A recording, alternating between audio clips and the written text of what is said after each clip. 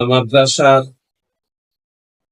একজন ছাত্রীর সঙ্গে যে গর্বিত কাজ করেছে, অনৈতিক কাজ, পেশাগত অসদাচরণ কাজ করছে, এটার জন্য আমি বিশেষভাবে মর্মাহত, ব্যথিত। শিক্ষকতা একটা মহান পেশা, একটা পবিত্র পেশা। এই পবিত্রতার সাথে অপবিত্রতা বেমানান, কখনোই এটা এক জায়গায় রাখা যায় না। দুধকে যেমন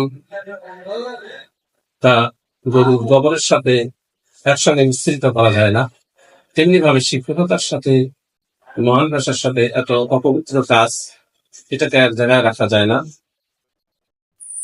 নিধায় এই মর্মে আমি প্রশাসনিক ভাবে আমি দায়িত্বশীল হয়ে আমি তার আইনগত ভাবে সঠিকভাবে বরখাস্ত করেছি।